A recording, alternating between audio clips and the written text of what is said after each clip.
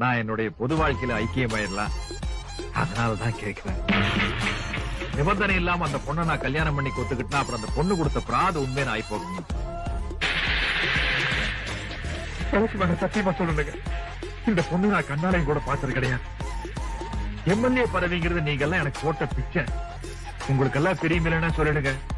நான் அந்த பதவியை ராஜினாமா பண்ணிட்டு பழையபடி தேங்காய் பறக்கிறதுக்கு எங்க தாத்தா ராஜராஜ சோழனோட அரண்மனை தஞ்சாவூர்ல இருக்குதுங்க. அதுக்கு பின்னாடி ஒரு 100 ஏக்கரை தென்னந்தோப்பு இருக்குது. அதான் சொன்னாங்க. அங்க போய் விவசாயம் பார்த்து செட்டில் ஆயிடும்.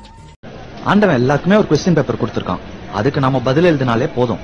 தேவையில்லாம அடுத்தவங்க கொஸ்டின் பேப்பருக்கு பதில் எழுதணும்னு வச்சுங்க, ஃபெயில் ஆகி போய் தான் சார் நிப்போம். முதல்ல நாம யாருன்னு தெரிஞ்சுக்கணும் சார். இது தெரிஞ்சுக்காம நாட்டுல பல பேரு அடுத்தவங்க மாதிரி வரணும்னு ஆசைப்பட்டு நடு தெருல நாரி போய் திரிறாங்க சார். நான் மட்டும் தான் போறேன். ஏன் அப்படி சொல்ற? ஒரு இடத்துல நல்லதோ கெட்டதோ எது நடந்தாலும் நானே ஃபேஸ் பண்ணிக்கிறேன்டா. நான் உன் நண்பன்டா. அதனால தான்டா நீ நல்லா இருக்கணும்னு